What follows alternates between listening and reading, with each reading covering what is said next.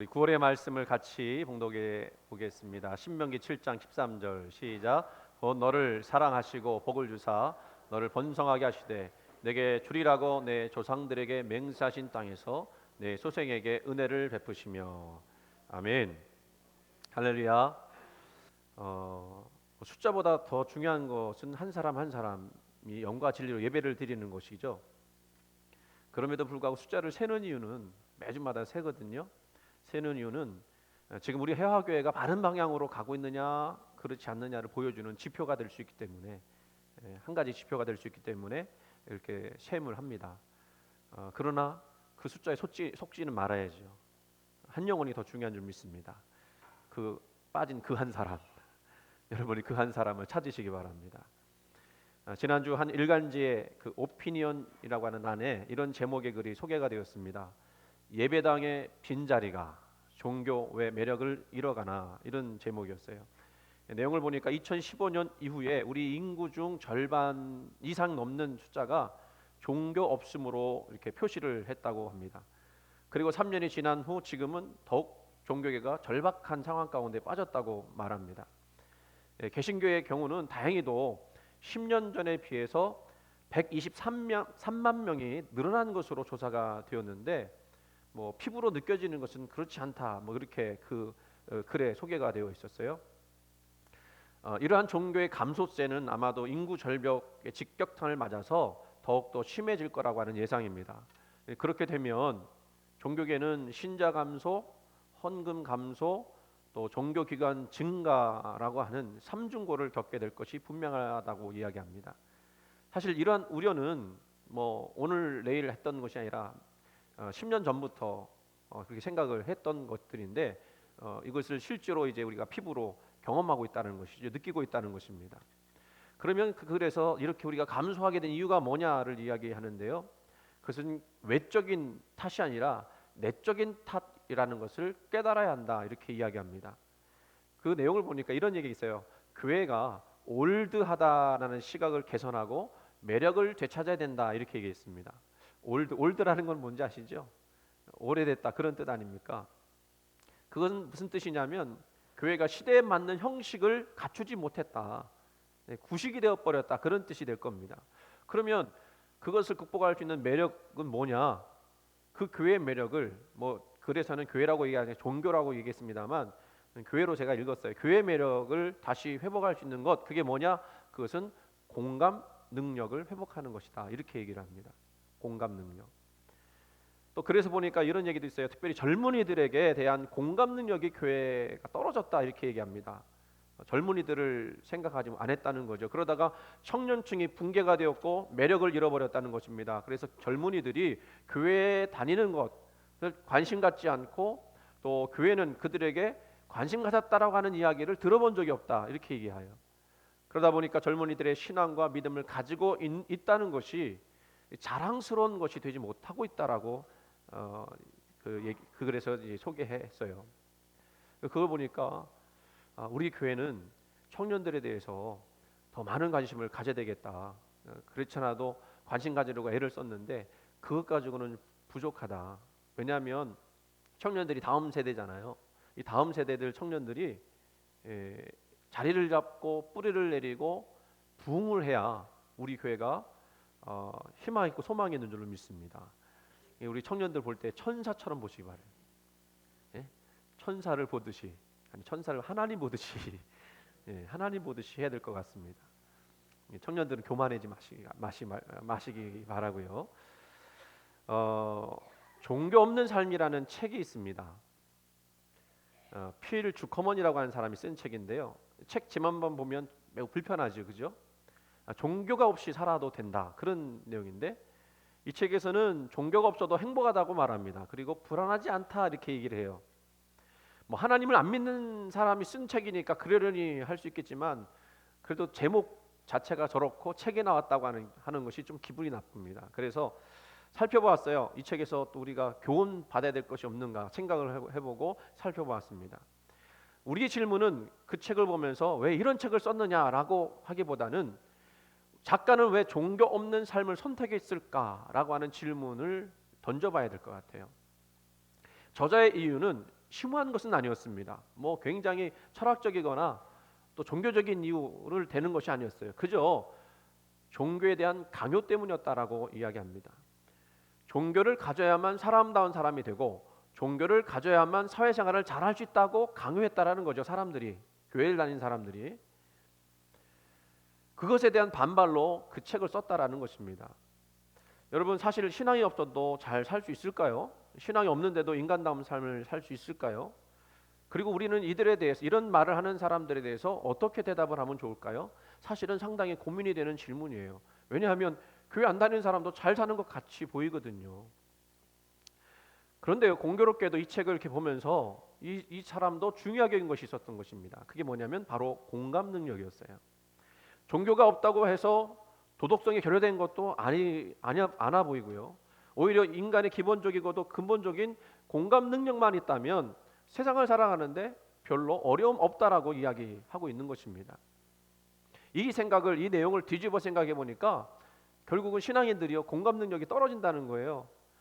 불신자들이 생각하는 신앙인은 외골수적이고 일방적이고 소통하지 못하더라. 그러다 보니까 교회 자체가, 하나님 자체가 싫은 건 아닌데 그런 사람들하고 같이 섞이기가 어렵더라, 그런 책이었어요. 그렇다면 여기서 우리가 한 가지 배워야 될 것이 있습니다. 그게 뭡니까? 공감 능력을 키우는 거예요. 공감 능력이란 무엇입니까? 옆에 있는 사람 이해하고 사랑해주고 보듬어주는 겁니다. 어려운 거 아닙니다. 그렇게 할 때 사람들은요, 안 믿는 사람들은요, 우리들을 통해서 하나님을 다시 생각하게 될 것입니다. 하나님께로 인도받게 될 것이고요, 교회가 서로 공감하면 하나님 믿는다는 것이 얼마나 행복한지를 알게 될 것입니다. 저는 우리 신앙인들이, 특별히 우리 해화교회 성도들이 행복하기를 원합니다. 교회 오는 것이 행복하기를 원해요. 교회 올 때 오고 싶지 않아서 좀만 더 자자, 5분만 더 자자, 그게 아니라 교회 갈 때가 되었네, 벌떡 일어나 갖고는요, 빨리 준비해서 가서 빨리 예배 드려야지. 오늘 그런 마음 갖고 오셨으리라고 믿습니다. 그래서 교회에 오면 그것이 생명의 원천이 되고 능력의 원천이 되는 거, 그것을 우리가 경험하고 돌아가는 거예요. 이 사실을 우리들이 알고 귀하게 교회를 사랑하는 행복한 성도들이었으면 좋겠습니다. 교회 부흥은 어디서 올까? 우리가 먼저 하나님 믿는 것 때문에 행복해하면 저절로 이루어질 줄로 믿습니다. 왜 행복한 교회 사람들이 몰려들까요? 행복을 나눠 갖고 싶기 때문에 그렇습니다. 세상에서는 발견할 수 없는 행복을 교회 안에서 발견할 수 있기 때문에 그래요. 진짜 행복을 찾기 때문입니다. 그런 의미에서 제가 먼저 진리를 행복해야 된다는 생각을 하고요, 우리 장로님들이, 우리 권사님들이 행복해야 된다고 생각합니다. 그것을 위해서 기도해야 할 줄 믿습니다. 어릴 적에 봤던 영화인데요, 그 영화가 너무너무 저한테는 그 감격적이고 또 잊혀지지 않는 장면이에요. 그게 뭐냐면, 어떤 영화냐면 낮은 대로 임하소서라고 하는 그런 영화입니다. 주인공인 안요한이라는 분인데, 그분의 아버지는 사실 목사님이셨어요. 그런데 이 어릴 때부터 이 안요한은 신앙에 별로 관심이 없었습니다. 뭐 벽 담벼락에 하나님 없다 막 목사님 아들인데 막 쓰고, 신학교를 갔지만 중퇴했어요. 자기하고 안 맞아서. 그렇게 하고 결혼을 하고 교회를 나가지 않다가 불의의 사고로 시력을 잃어버리게 되었습니다. 영어 교사였는데 수업을 할 수 없으니 학교에서 쫓겨나게 되었고, 그렇게 되니까 이혼을 당하게 되었고, 결국은 거리로 내몰리게 되었어요. 절망스러운 상황이 됐죠. 너무 절망한 나머지 죽어야 되겠다, 자살을 결심하고 면도칼을 빼갖고는 손목을 그으려고 하는 그 순간 찬란한 광채와 함께 하나님의 목소리를 듣는 경이로운 체험을 합니다. 그 말씀 보니까, 그 하나님 주신 말씀 보니까 구약 여호수아 1장을 기라는 거였어요. 페이지 수를 지목을 한 거죠. 320페이지인가? 그 페이지를 열어라고, 눈에 보이지 않으니까 여학생에게 그 대를 열어달라고, 그리고 그것을 읽어달라고 이야기하는데, 여호수아 1장의 말씀이 어떤 내용이냐면, 내가 너를 떠나지 않을 것이다, 담대하라, 두려워하지 말아라, 이 말씀을 받은 거예요. 이 말씀을 듣는 거예요. 얼마나 그 말씀이 자기에게 용기가 됐는지, 그 신비한 경험에 새로운 각성과 용기를 얻은 그는 자신의 소명을 다시 깨닫게 되고 다시 신학도의 길을 가게 됩니다. 어려운 길이었죠. 눈은 안 보였지만 예수님을 만나게 된 것이 너무너무 행복하게 되었습니다. 그리고 얼굴에 빛이 나기 시작하는 거예요. 그러던 어느 날 졸업여행을 갔는데 어떤 계곡 같은데 여행을 가게 되었습니다. 거기서 이 안유한 주인공이 막 돌을 만지면서 물을 만지면서 막 그것을 만질 수 있다는 것을 행복해하는 거예요. 눈이 보이지 않음에도 행복해하는 그 모습을 옆에 앉아있던 어떤 여인이 주의 깊게 봅니다. 그리고 이렇게 묻습니다. 사는 게 그렇게 즐거우세요? 질문이 좀 그렇죠? 그럼 또 이렇게 얘기해요. 저는 결핵 환자예요. 시간이 없어요. 눈이 보이지 않는데도 그렇게 기쁨이 넘칠 수 있다니 이해가 안 가요. 그리고 정말로 묻고 싶었던 질문을 마지막에 던지죠. 도대체 무엇이 선생님을 그렇게 즐겁고 행복하게 해줬을까요? 참 중요한 질문입니다. 무엇이 우리를 그렇게 즐겁고 행복하게 하는 것일까요? 답은 하나님이시죠. 우리가 신앙을 가진다는 것, 하나님을 믿는다는 것은 그저 세상을 누리고 즐기기 위함이 아닙니다. 그보다 삶의 극단적인 상황 가운데 그 고통 속에서도 이기고 승리하게 하시는 하나님, 비록 눈이 보이지 않지만 생명의 소중함을 알게 하시고 살아갈 소명을 주신 그 하나님 때문인 거죠. 그 가운데서 돌보시는 하나님 만날 수 있었던 것이고요. 자살하려고 했던 그 여인이요, 그 안유한 목사님 보고 마음을 고쳐먹은 후에 건강을 되찾았어요. 그리고 목사님이 개척한 교회에 찾아와 인사를 합니다. 이 영화는 실화를 영화한 것인지 아시죠? 그 안유한 목사님 지금도 활동하세요. 건강을 되찾은 그 여인이 목사님이 개척한 교회에 찾아와 인사를 합니다. 그리고 이렇게 고백해요. 목사님을 보고 무엇보다 생명이란 빛나고 아름답고 기쁨이 넘치는 것이라는 것을 잊지 않았습니다. 그렇습니다, 여러분. 만약 하나님이 안 계시다면 우리 생명이 빛나고 아름답고 기쁨이 넘친다는 것을 어떻게 우리가 알 수 있겠습니까?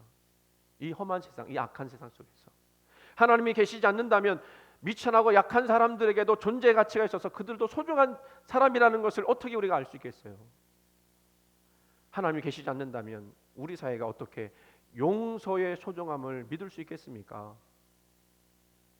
여러분, 오늘 우리는 이러한 신앙의 행복을 특권으로 누리는 사람들로서 이 자리에 앉아 있습니다. 하나님을 믿는다는 것이 여러분 행복하지 않으십니까? 행복하지 않으세요? 그렇지 않으신 분들 계시다면 행복을 발견하고 확인하고 회복하는 시간 되기 원합니다.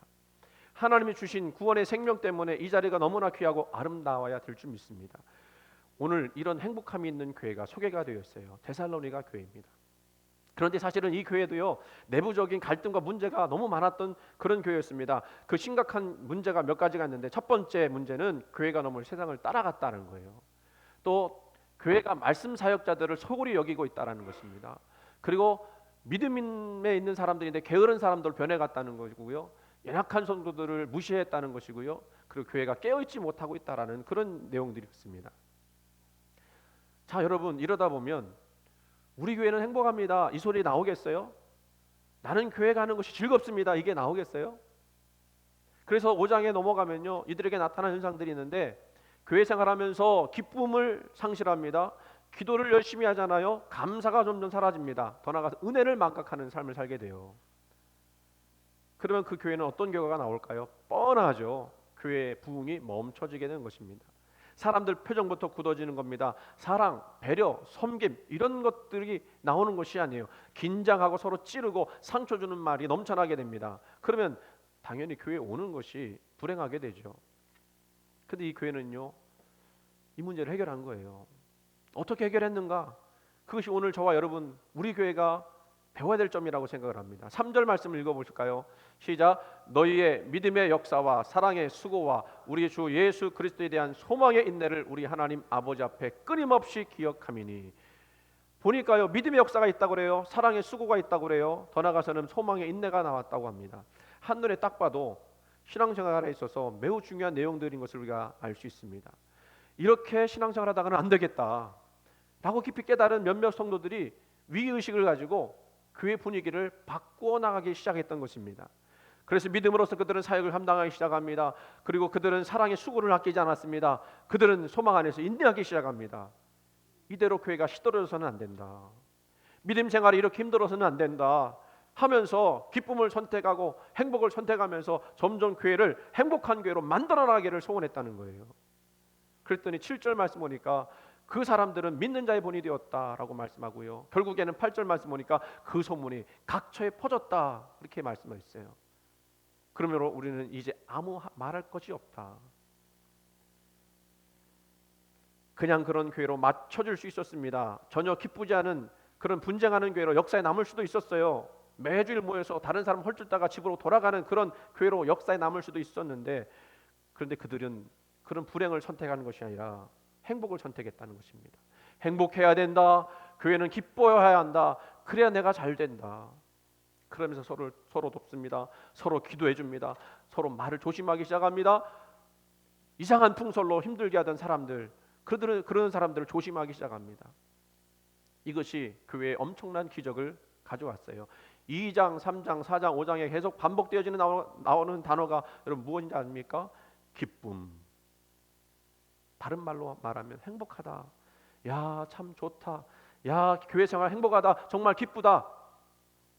사실 이런 교회가 아니었거든요. 갈리고 찢기고 상처 주고 다른 사람 헐뜯고, 그런데 바뀌었어요. 누구로 말미암아? 주요한 내용이죠. 8절 보니까 너희에게로부터. 교회가 행복하고 기쁘고 즐거우니까 자연히 성도들의 생활이 말할 것도 없이 변하게 되었습니다. 하는 일마다 믿음의 역사, 흥통의 역사가 일어나게 됩니다. 두 가지를 뽑을 수가 있는데 3장 6절 말씀 보니까 믿음과 사랑의 기쁜 소식이 들렸다고 그러고요. 4장 9절 말씀 보니까 형제 사랑에 관하여는 내가 더 이상 너에게 가르칠 것이 없다라고 칭찬하고 있어요. 데살로니가 교회가 이런 노력들을 통해서 교회다운 교회가 되었습니다. 그런 교회가 되니까 행복한 교회가, 하고 싶은 교회가 되었던 것은 당연하겠죠. 예전에 나온 책인데 아마 읽어보신 분 계실 거예요. 교회에 나오기 싫은 77가지 이유. 그 내용 나온 자료들을 보면 뭐 여러 가지가 있겠지만 교회 오기 싫은 가장 큰 이유 두 가지. 사랑이 없다. 말을 함부로 한다. 그거는 공감 능력이 떨어지는 전형적인 모습이죠. 그래도 여러분 교회하면 가장 먼저 생각하는 게 뭐죠? 사랑. 그런 생각하잖아요. 그런데 같은 성도들 간에 이런 사랑이 없어진다. 서로를 배려하며 섬기는 것, 이것이 사라진다는 겁니다. 근데 우리 이것을 회복하고 이것을 가져야 돼요. 심리학자들이 실제로 연구해 보니까요, 주는 사람이 복되다는 것을 발견했어요. 그런 사람들이 건강하고 행복하고 장수한다는 연구 결과를 발표했습니다. 남에게 주는 사람이 고통과 아픔을 적게 느끼고 정신적으로는 더 건강하며 스트레스도 적고 질병에 걸리는 그런 비율도 떨어진다는 것입니다. 또 이것을 또 미시간대 학자들 또 조사를 다른 방법으로 조사해 보니까 400명의 노인 부부들을 조사를 했는데 다른 사람들을 돕는 사람들은 그렇지 않은 사람들에 비해서 수명이 훨씬 더 길다는 결론을 내렸어요. 그러니까 단도직입적으로 다른 사람을 돕는 것은 자신의 생명을 연장시킨다, 이렇게 정의를 했습니다. 4장 9절 말씀 보니까 말씀드린 대로 형제 사랑에 관하여는 내가 더 이상 너희에게 가르칠 것이 없다. 서로 시기의 대상이었고 서로 싸움 대상이었던 이 교회가, 그러나 몇몇 성도들이 주님의 뜨거운 심정을 가지고 서로 사랑하기를 시작했던 것입니다. 사랑하기로 작정했던 거예요. 저는 우리 교회가 뭐 지금도 사랑하는 교회이지만 이 사랑이 더욱더 확산되기를 간절히 소원합니다. 고독하고 힘들고 지친 성도들이 와서 정말 주일만이라도 포근함을 느끼고 사랑을 느끼고 돌아갈 수 있다면 그들에게 큰 은혜가 될 것입니다. 물론 우리가 할 수 있는 일이 별로 없겠죠. 그러나 우리가 그런 사람들한테 할 수 있는 일, 작은 것이라도 하면 되는 거예요. 이런 말이 있습니다. 흉내만 내도 효도다. 흉내만 내도 효도다. 효도는 흉내만 내도 효도라는 거예요. 무슨 말입니까? 우리가 너무 큰 것 생각해서 그렇지 작은 것 실천하는 것이 매우 중요하다는 뜻입니다. 얼굴에는 미소를, 마음에는 평안을, 그리고 입술로는 격려와 칭찬을 하는 것, 그것으로 시작하면 얼마나 좋을까요? 그거 어렵지 않지 않아요? 저도 이렇게 성도들을 유심히 봅니다. 그리고 제가 먼저 웃습니다. 우리 성도들의 표정이 어떤가? 교회에 오는 것이 행복한가? 그렇지 않은가? 제 생각할 때는 한 60%는 좀 행복하신 것 같은데 40%는 확 피지 않은 것 같아요.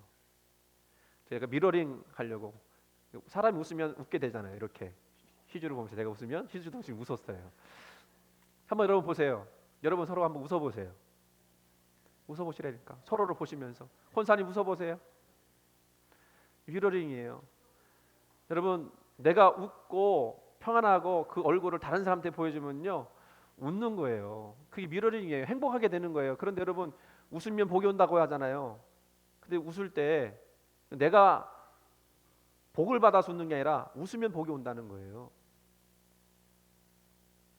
특별히 우리는 입술로 사랑을 전하는 사람들이었으면 좋겠습니다. 그러려면 우리의 말이, 언어가 거듭나야 되겠죠. 마태복음 15장 보면 입으로 들어가는 것은 더럽지 않다. 싸는 것도 더럽지 않다. 뭐가 더럽다고 해서 입에서 나오는 것이 더럽다. 그러면 이 말은 어디서 오는 것인가? 생각에서 오죠. 부동산에 관심 많은 분은 이렇게 말합니다. 우리 다 같이 찬송가 118동 부르시겠습니다. 목욕탕 주인들이 좋아하는 책 215장 곧 씻어서 정결케 하옵소서. 지금 내가 어떤 생각을 하고 있느냐? 그것이 입으로 나오는 거예요. 사람은 하루에도 몇만 가지 생각을 하죠. 나도 모르는 사이에. 그렇죠. 그때마다 다 말을 통해서 생각했던 것들 나온다면 어떻게 되겠습니까? 절제해야 됩니다. 웬만하면 다시 생각해야죠. 그러면 그 생각은 어디서 옵니까? 마음에서 옵니다. 따라서 그 말은 곧 사람의 마음입니다. 우리가 이런 말 하잖아요. 마음에도 없는 말 하지 마. 이 말은 말이 마음에서부터 나온다는 얘기입니다. 여자들이 마음에도 없는 말 많이 하는 경우가 있습니다. 난 돈 같은 거 안 따져. 성실하면 돼. 그런데 살아보니까 그게 아니에요. 아버지가 결혼할 아들에게 이런 말합니다. 여자는 내 엄마 같은 여자를 골라라. 근데 차라리 혼자 살아라. 그런 뜻이에요. 며느리가 시어머니에게 이런 말합니다. 어머니께서 만드는 음식이 제일 맛있는 것 같아요. 어머니 벌써 가시게요? 며칠 더 쉬었다 가세요. 그 말은 얼른 가시라. 마음에 있는 말을 해야 됩니다. 진실을 되게 해야 돼요. 물론 우리가 간혹 뭐 이렇게 백색 거짓말을 할 수밖에 없는 때가 있긴 있잖아요. 마음에 없는 말. 그래도 그렇게 할 때도요. 이쁘게 했으면 좋겠어요. 이쁘게 하다 보면 그게 진심이 될 수가 있어요, 여러분. 어떤 TV 프로그램에 부부들이 나와서 생활하는 거 이런 거 자꾸 보여주는데 배우 부부가 나왔어요. 근데 그 남편이 짬뽕을 너무너무 좋아합니다. 이 맛있는 짬뽕만 먹으면 정신 못 차려요. 그 다 짬뽕을 먹고 난 후에 남편이 물어봐요, 부인한테. 나 짬뽕 먹을 때 추하지 않았어? 그랬더니 부인이 먹는 게 왜 추해? 그러면 당신도 내가 먹을 때 추해? 그렇게 얘기했더니 남편이 하는 말이 아니 나는 취해. 당신 미모에 취해. 이 남편이 사랑 받았을까요? 안 받았을까요? 받았었겠죠. 그렇죠? 이런 말 하는 남편 누가 미워할 수 있겠습니까? 교회에서도 마찬가지예요. 같은 말이라도 예쁘게 하도록 노력해야 됩니다. 믿음의 말, 격려의 말 해야 됩니다. 연약하고 힘든 분들이 그런 말로 교회 안에서 안식을 누릴 수 있도록. 다 알죠. 자기 문제가 뭔지, 자기 아픔이 뭔지 다 알잖아요. 아는데 거기다가 막 고춧가루 뿌리고 소금가루 뿌릴 필요는 없잖아요. 격려하고 안다, 내가 안다. 같이 기도하자. 지금 어렵지만 반드시 하나님이 너와 함께 할 것이고 너를 세워서 승리케 할 것이다. 데살로니가는 사실 문제가 있어서 불행한 교회였습니다. 우리 교회는 분쟁하고 다투고 비방하며 말을 함부로 하는 교회다. 주일 되면 교회 오기 싫다. 그런 교회였는데 후에는 기쁨의 교회, 행복한 교회, 즐거운 믿음 생활이 있는 교회로 바뀌었습니다. 누구로부터요? 너희에게로부터. 그리고 우리에게로부터. 바로 먼저 신앙을 가진 우리들로부터 시작해야 될 줄 믿습니다. 저와 여러분이 사랑하고 격려하고 공감력 있는 사람이 되어야 합니다. 한 가지 사진을 보여드리려고 합니다. 펭귄 사진이에요. 퍼스트 펭귄, 첫 번째 펭귄 그런 뜻인데요. 바다에는요 펭귄의 먹잇감도 많지만 바다 표범 같은 펭귄의 적도 많습니다. 그래서 펭귄들이 바다에 뛰어들려고 할 때면 주저한다는 거예요. 머뭇거린다는 겁니다. 이럴 때요 한 마리가 먼저 바다에 뛰어들면 다른 펭귄도 잇따라 입수합니다. 그렇게 처음 바다에 뛰어든 펭귄을 퍼스트 펭귄이라고 하는 거예요. 그 펭귄이 있기 때문에 뒤에 있는 펭귄이 다 따라온다는 거죠. 무슨 내용을 말씀드린지 아시죠, 여러분? 먼저 수고할 수 있는 성도들이 우리부터 나부터 시작돼야 한다는 거예요. 나를 낮추어 공감하면서 이해하려고 노력하는 성도들, 그 성도들이 되어야 합니다. 지금 나의 작은 미소가 교회를 따뜻하게 만들 것입니다. 지금 나의 작은 배려가 교회를 행복하게 만들 것입니다. 나의 사랑의 말 한마디가 지치고 힘든 옆사람에게 큰 힘이 됩니다. 나의 믿음의 인내가 교회를 사랑의 공동체로 만들 것입니다. 누구로부터요? 너희에게로부터, 우리에게로부터. 참으로 공감이 가는 행복한 교회의 모습입니다. 우리 해화교회가 이러한 사랑과 섬김과 수고가 있어서 정말로 행복한 교회, 행복한 성도가 되기를 주님의 이름으로 축원을 드립니다. 우리 같이 한번 기도했으면 좋겠습니다. 하나님 앞에 설 때에 나로부터 이 교회가 행복하게 해주시고 나로부터 우리 신앙이 행복하게 해주옵소서. 같이 한번 우리 기도하겠습니다. 하나님 아버지, 우리 교회가 행복한 교회가 되기 원합니다. 서로 섬기고 사랑하고 그리고 공감 능력이 있어서 서로 사랑하고 섬길 수 있는 그런 교회가 되기 원합니다. 하나님, 나로부터 행복한 교회가 되게 해주옵소서. 그 행복이 나로부터 시작이 되게 해주옵소서. 하나님, 우리가 부족한 것이 너무 많습니다. 연약한 것이 많습니다. 그럼에도 불구하고 교회를 세워나가고 그 교회 가운데 하나님의 나라를 이루어나간다고 할 때에 하나님 아버지, 우리가 정말로 기쁨과 사랑과 또 격려의 말로 아버지 정말 주님 앞에 온전히 설 수 있는 그런 귀한 역사들이 나타날 수 있도록 인도하여 주시옵소서. 우리 주님이 나와 동행하심을 믿습니다. 우리 주님이 나와 함께하심을 믿습니다. 도우시고 역사하시고 축복하여 주시옵소서. 예수님 이름으로 기도드리옵나이다. 하나님 아버지, 우리 회화교회 이미 행복한 교회이지만 더욱더 행복하고 소중한 교회가 되기를 간절히 소원합니다. 하나님이 우리 가운데 임하셔서 생명을 주셨기에 우리가 그 생명을 나눠주는 복된 사람들 되기 원하는데 나로부터 행복이 전파되게 하시고 나로부터 교회의 부흥이 시작될 수 있도록 역사하여 주시옵소서. 감사드리며 사랑 많으신 예수님 이름으로 기도드리옵나이다. 아멘.